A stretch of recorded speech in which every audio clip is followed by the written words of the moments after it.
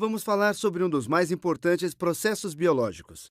Francamente, se esse processo não ocorresse, nós provavelmente não teríamos vida na Terra e eu não estaria fazendo esse vídeo, pois não haveria lugar onde eu pudesse conseguir comida.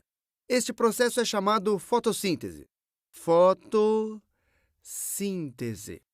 E provavelmente você já está um pouco familiarizado com essa ideia. A principal ideia diz respeito às plantas, na verdade, bactérias, algas e outras coisas que nós normalmente associamos às plantas. A fotossíntese é o processo que plantas utilizam e nós talvez tenhamos aprendido isso quando éramos pequenos. Este é o processo que as plantas utilizam para tirar gás carbônico, ou CO2, mais água, mais luz solar. Luz solar. Transformando tudo isso em açúcares ou, por vezes, carboidratos. Açúcares ou carboidratos. Carboidratos ou açúcares mais oxigênio. Obviamente, isto possui duas grandes importâncias para nós como espécies viventes. Uma, nós precisamos de carboidratos ou de açúcares para abastecer nossos corpos. Você viu isso nos vídeos de respiração celular. Geramos todos os nossos ATPs realizando a respiração celular com a glicose, que é essencialmente um subproduto ou um carboidrato quebrado. Este é o processo mais simples na respiração celular. Duas, parte muito importante, é a obtenção de oxigênio. Mais uma vez, precisamos respirar oxigênio para conseguir quebrar a glicose, para respirarmos, para realizar respiração celular. Assim, essas duas coisas são chave para a vida, especialmente para a vida que respira oxigênio. Então, a fotossíntese é muito importante, além de ser super interessante, pois os organismos à nossa volta, a maioria plantas, são capazes de aproveitar, na verdade, a luz solar. Nós temos essas reações de fusão no Sol a uns 150 milhões de quilômetros de distância e a liberação desses fótons, alguma pequena parte desses fótons atinge a superfície da Terra. Eles fazem o seu caminho através das nuvens e tudo mais, e essas plantas, bactérias e algas são capazes de aproveitá-los de alguma forma e transformá-los em açúcares que podemos comer, ou talvez as vacas o comam, e aí nós comemos a vaca, para quem não é vegetariano, e também podemos utilizá-los como energia. Não que a vaca seja toda feita de carboidratos, mas este é essencialmente o que é usado como combustível ou energia para todos os outros compostos importantes que comemos, e é aí que nós conseguimos todo o nosso combustível. Então, este é o combustível para os animais. Ou se comer diretamente uma batata, estará obtendo diretamente seus carboidratos. De qualquer forma, esta é uma noção muito simples da fotossíntese. Se você tem que saber uma coisa sobre a fotossíntese, seria isso.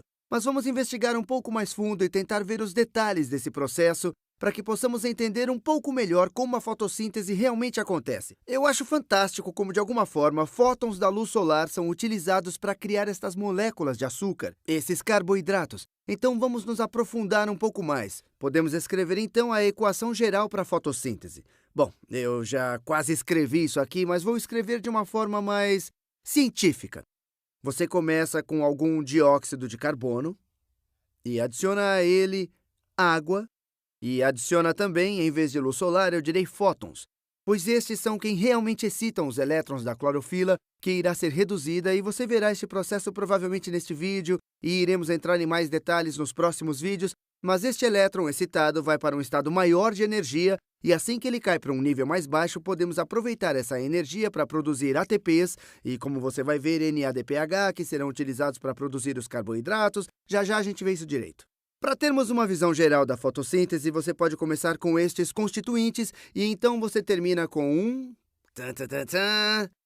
carboidrato. E um carboidrato pode ser a glicose, mas não tem que ser necessariamente a glicose. Assim, de um modo geral, podemos escrever um carboidrato como CH2O e nós colocaremos um N bem aqui, pois nós podemos ter N múltiplos deles e normalmente N será pelo menos 3. No caso da glicose, N é 6. Você tem 6 carbonos, 12 hidrogênios e 6 oxigênios. Então, esse é um termo geral para carboidratos, mas você pode ter muitos múltiplos desse. Pode ter esses carboidratos de cadeia longa, então você termina com um carboidrato e com algum oxigênio.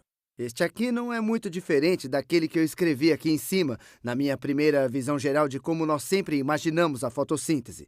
Para fazer o balanço desta equação, Bom, vamos ver. Eu tenho N carbonos, então eu tenho N carbonos ali. Vamos ver, eu tenho 2N hidrogênios aqui, 2 hidrogênios, e eu tenho N ali, então eu preciso de 2N hidrogênios aqui. Então, vou colocar um N ali e vamos ver quantos oxigênios. Eu tenho 2N oxigênios, mais outro N, então eu tenho 3N oxigênios. Então, eu tenho um N, e você coloca um N aqui, e depois eu tenho 2Ns, e eu acho que esta equação está balanceada. Assim, esta é uma visão a 30 mil pés do que está acontecendo na fotossíntese. Mas quando você cava um pouco mais profundamente, você verá que isso não acontece diretamente, que isso acontece através de um conjunto de etapas que eventualmente nos levam até o carboidrato.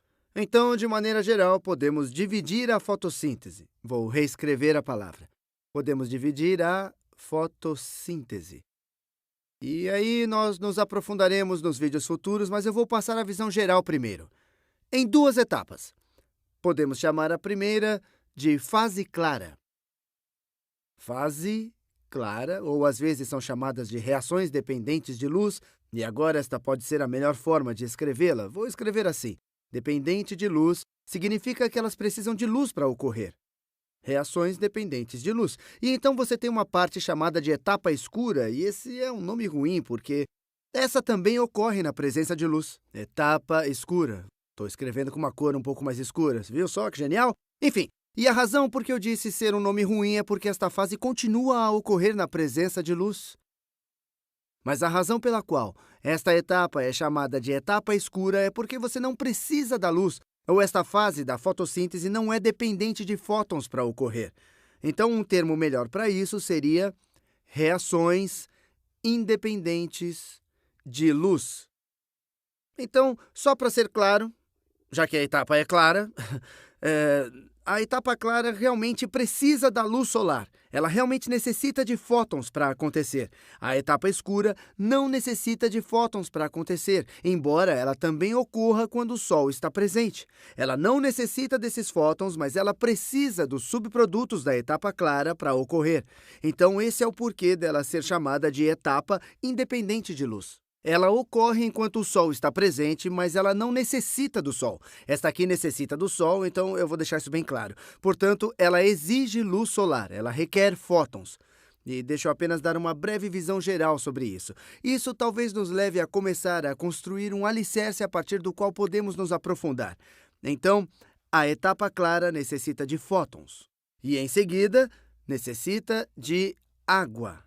Assim, a água vai para a etapa clara e sai no outro lado das reações da etapa clara. Nós terminamos com algum oxigênio molecular. Então, isso é o que ocorre na etapa clara, e eu estou indo ainda um pouco mais fundo no que realmente ocorre. E o que a etapa clara produz é ATP, que nós sabemos ser a moeda corrente celular ou biológica de energia. Ela produz ATP e NADPH. Agora, quando estudamos a respiração celular, nós vemos a molécula NADH.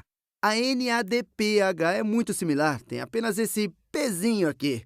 Você apenas tem esse grupamento fosfato aqui, mas eles realmente realizam mecanismos similares. Este agente bem aqui, essa molécula bem aqui, é capaz de retirar, e pense no que isso significa, é capaz de retirar este hidrogênio e o elétron associado a este hidrogênio.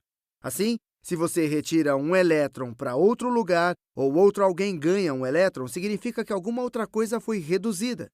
Deixa eu escrever isso aqui. Essa é uma boa coisa para lembrar. OPEREG,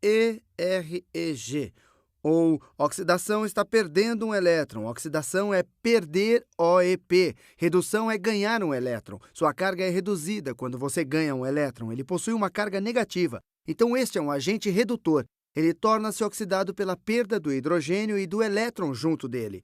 Tem toda uma discussão sobre a visão biológica versus a visão química da oxidação, mas é a mesma ideia. Quando eu perco um hidrogênio, também perco a capacidade de monopolizar aquele elétron do hidrogênio. Então, ele bem aqui, quando reage com outras coisas, é um agente redutor. Ele libera esse hidrogênio e o elétron associado a ele, e assim a outra coisa é reduzida. Então, isto é um agente redutor. Agente redutor. E o que é útil sobre isso é que quando esse hidrogênio, e especialmente o elétron associado a ele, vai do NADPH para, digamos, outra molécula e vai para um estado de energia inferior, esta energia pode também ser utilizada na etapa independente de luz, e nós vemos na respiração celular a molécula bem similar NADH, que através do ciclo de Krebs, ou realmente de forma mais importante, através da cadeia transportadora de elétrons, é capaz de produzir ATP, uma vez que libera seus elétrons e eles vão para níveis mais baixos de energia. Mas eu não quero te confundir muito, então, na etapa clara você pega fótons, você pega a água e isto libera oxigênio, ATP e NADPH que podem ser utilizados na etapa escura. E a etapa escura, para a maioria das plantas das quais falamos, é chamada de ciclo de Calvin. Ciclo de Calvin. E eu vou entrar em muito mais detalhes de como isso ocorre no ciclo de Calvin, mas ele toma o ATP, o NADPH e ele produz, não diretamente, mas produz glicose. Ele produz, você provavelmente já viu isso, você pode chamar isso de P-Gal, pode chamar de G3P, isso tudo nos leva, deixa eu escrever aqui, isso é fosfogliceraldeído. Fosfogliceraldeído. Ô, letrinha bonita, hein? Que beleza! Ou você pode chamá-lo de gliceraldeído 3. Vamos escrever gliceraldeído 3 fosfato. E é exatamente a mesma molécula. Você pode quase imaginar isso como, essa é uma simplificação geral bem grosseira, mas como 3 carbonos com um grupamento fosfato ligado a ele. Mas ele pode ser utilizado para produzir outros carboidratos, incluindo a glicose. Se você possui 2 desses, pode utilizá-los para produzir glicose.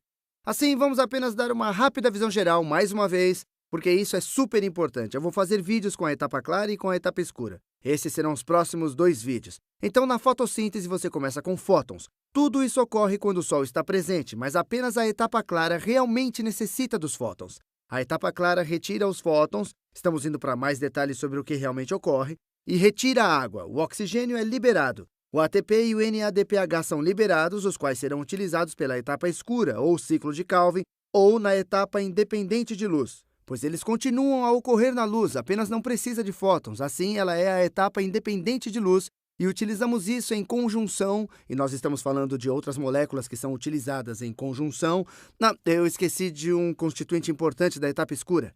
Ela necessita de dióxido de carbono. E de onde você retira seus carbonos para continuar produzindo estes fosfogliceraldeídos ou gliceraldeído 3 fosfato? Isso é super importante. O dióxido de carbono é retirado dos produtos da etapa clara e então os utiliza no ciclo de Calvin para produzir este bloco muito simples de outros carboidratos. E se você se lembrar da glicólise, você deve se lembrar que esta molécula de P-Gal, ou seu G3P, foi realmente o primeiro produto quando a glicose foi quebrada em 2, quando nós realizamos a glicólise. Então agora iremos para outro caminho, estamos produzindo glicose para que então possamos quebrar mais tarde para obter energia. Portanto, esta é uma visão geral da fotossíntese e nos próximos vídeos vou me aprofundar um pouco mais e contar sobre a etapa clara e a etapa escura e como elas realmente ocorrem.